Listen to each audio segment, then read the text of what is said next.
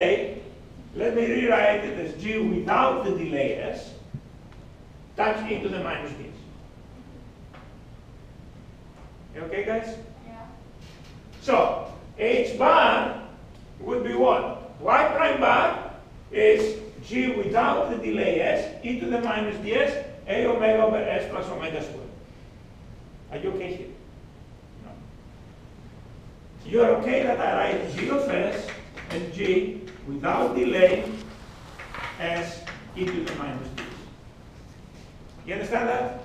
So for example, if the g of s is k over tau s plus 1 e to the minus ds, g without delay s is k over tau s plus 1. That's what I'm saying. I'm separating g into the part that doesn't have the delay and the part and the delay. Mika? Yeah. So, do you understand now this way? So, now, what is h bar? H bar is everything in y prime bar excluding e to the minus ds. Remember that? So, that means h bar is g without delay s a omega over s squared plus omega. Okay?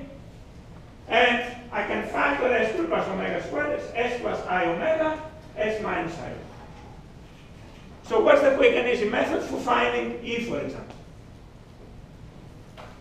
Multiplying by s minus I. What do I hide and what value of s I use? Add the s minus I omega and plug in. Exactly. So quick and easy method.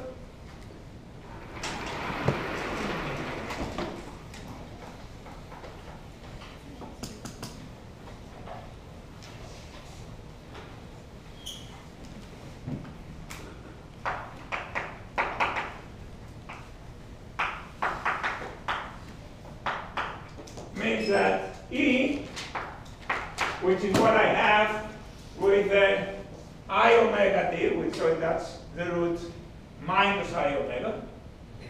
Okay, that's E with s minus I omega. So I hide the denominator s minus I omega, and I set what value of s? Plus I omega, right? So E is going to be g without delay at I omega times a omega over 2 I omega. And f similar will be g without delay minus I omega a omega over minus 2 I omega.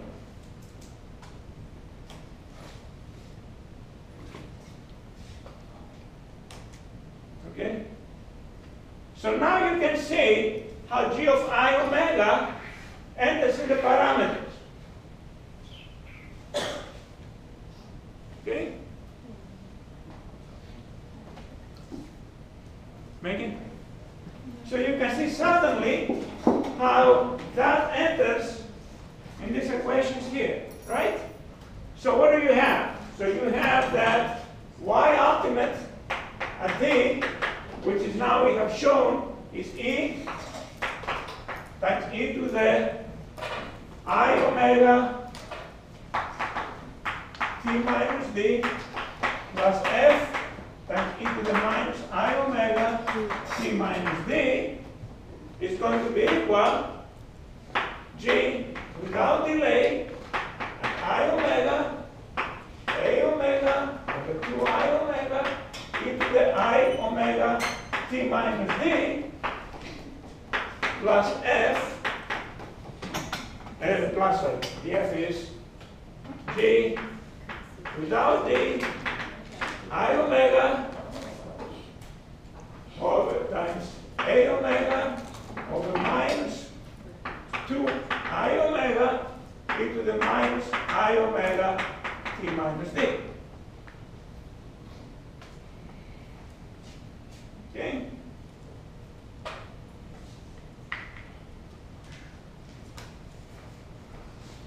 What is g of I omega?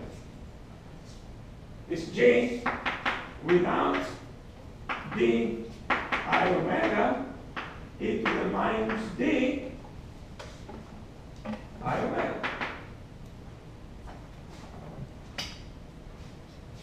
Right? You put. Are you okay with this? Do you understand this? I work carefully here. Okay, let's first of all digest it. We found with a quick method E and F. So y ultimate, which was E this plus F this, plugging in becomes this plus this. That should be minus I omega. G without D. Oh yeah, minus I. So, notice this can be rewritten as G without D I omega, and this can be broken as E. Where's my orange? Yeah, I'll use purple there. This can be rewritten as E to the I omega t times E to the minus I omega d.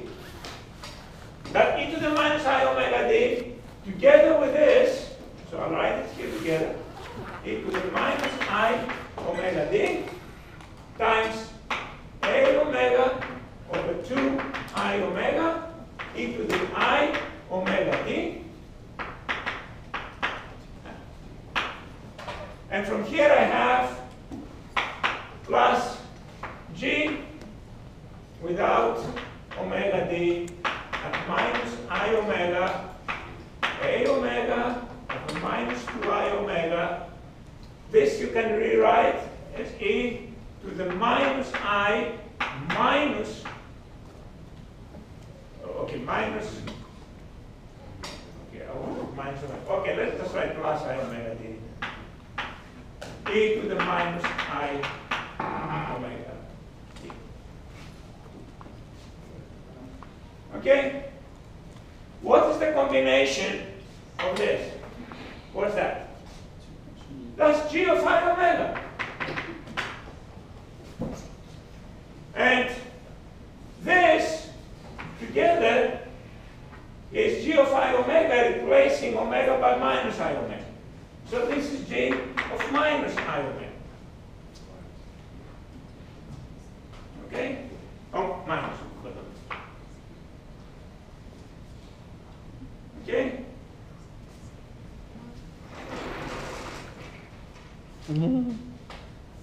Yes? How could you divide only one term by something? What do you mean I divide only one term by something? Like the first term, you divided it, but you didn't divide. This is not a, you think this is division? Yeah. No, this is what it is. You can rewrite this as e to the plus I omega t times e to the minus I omega d. Okay. And then I take the minus I omega d and put it together with that to get back the G of I omega. Okay? So, I don't want to go much further. But you can see how G now enters, and what is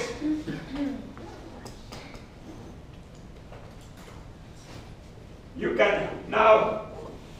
can write G of I omega as magnitude of G of I omega into the I argument of G of I omega. Any complex number can be rewritten as magnitude into the I argument. I showed you that earlier today. And G of minus I omega is the magnitude of G of minus I omega, which is the same as the magnitude of G of I omega, times e to the I argument of G of minus I omega.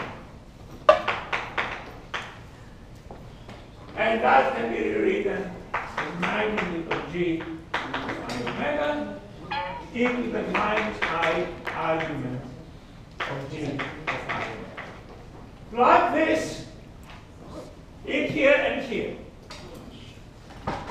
And if you work with the formula e to the I theta equals cosine theta plus I sine theta, and then with the formula of sine A plus B equals sine A cosine B plus cosine A sine B, you will get what we're trying to do. That would be the full proof of it. Yeah, that would have been horrible. So I'm not assigning that, I just wanted to walk you through it, okay? But you can see how the minus q phi omega immediately appears. Okay? And that factors out of it. It became a common factor of y ultimate is 6 minus that, magnitude of that, factors out. That's the whole proof. So I'm not assigning it a homework or anything, but I wanted to walk you through because it's kind of surprising why is the amplitude ratio minus g phi omega. How is it related to minus g phi omega? There it is. It's simply a direct consequence of what we've been doing in class. Granted, a painful derivation. Okay? Horrible. Okay, horrible derivation, Felix. But I hope you understand what's behind it. Yep. And you could have done it. I mean, if I had spent instead of half an hour, if I had spent a 2-hour lecture on it, going very slowly through it, a 2-hour lecture, all of you would have completely got it. I can't afford to spend 2 hours on it, so I just wanted to walk you through it and understand the main principle. Yeah. Greg, you have a question? I would have just Googled it. I just said, fuck it.